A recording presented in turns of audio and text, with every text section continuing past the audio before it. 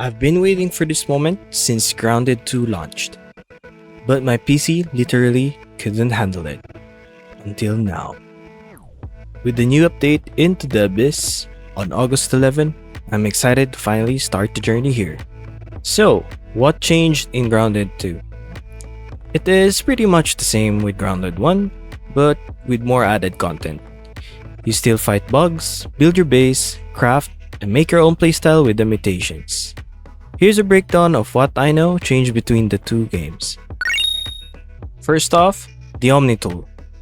This is a new mechanic in the game.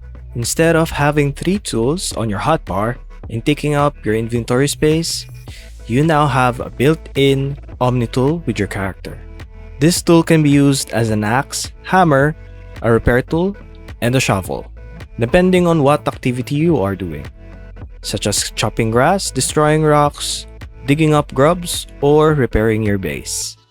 You still have to upgrade them to a higher tier to get a better type of resources. But instead of crafting a new tool and chucking out the old one, it upgrades your current Omni tool to a higher tier one.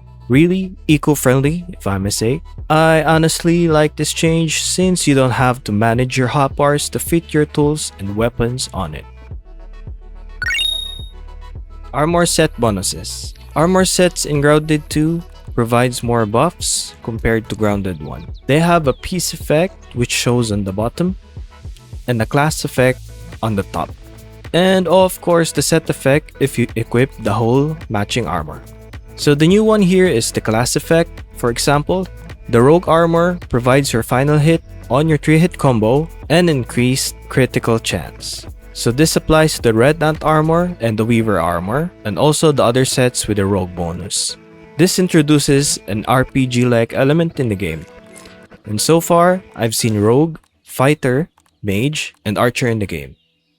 As an MMO fan, I really like this addition to the armor sets. Combat additions.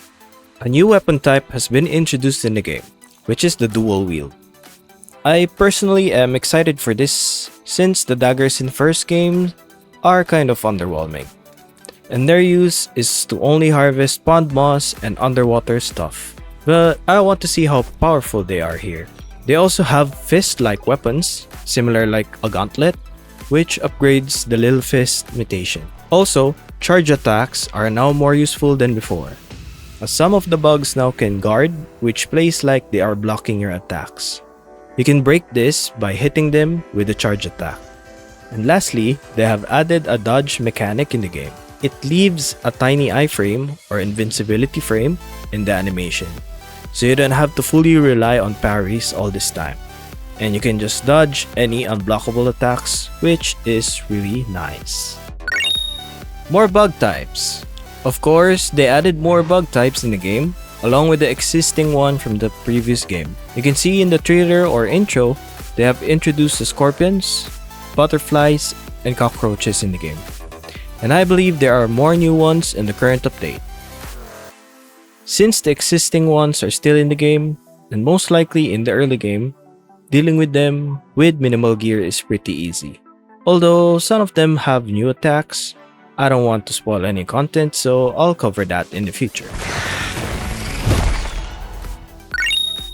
Mutations. Mutations are pretty much still the same, however, you now have a passive and active mutations. Passive mutations are always activated once you obtain them.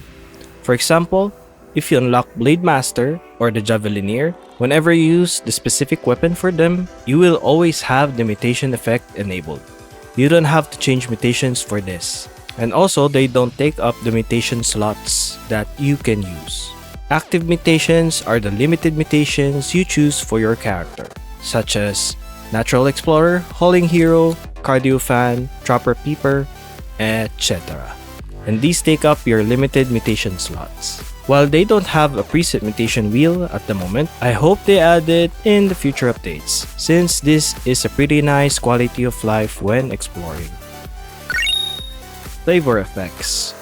They overhauled the mint and sour flavor in the game. While the spicy flavor gives the same burning effect, the mint flavor now can chill and freeze bugs. Then you can shatter them while frozen to deal more damage. And of course, the same can be applied to your character from environmental effects. The sour effect now reduces the defense of the bugs and can affect your character as well and reduce the durability of your armor over time. This is a pretty nice addition, so you don't just use the flavored effects just for exploiting weaknesses. You can also use them to apply the specific effects to help your allies in certain scenarios. Buggies. They are the biggest addition in the game, especially that the Brook Hollow Park is a huge map. They help you traverse through it without needing to run so much. Different buggies also have their own unique uses. For example, the Red Ant Buggy can help you harvest and carry more planks, while the Spider Buggy is really fast and can traverse through web bridges without penalties. And the best part is, they can help you fight bugs, a really great companion, especially if you are playing solo. There are more type of buggies in the current update, and surely they will add more in the future, and I'm really excited to see them in action. Since there's so much stuff to explore, I'm really excited to get into the game and learn more new stuff to share with all of you. I hope you look forward to the future videos, so make sure to subscribe to see them. And that's all for now, and I'll see you on the next one. See ya!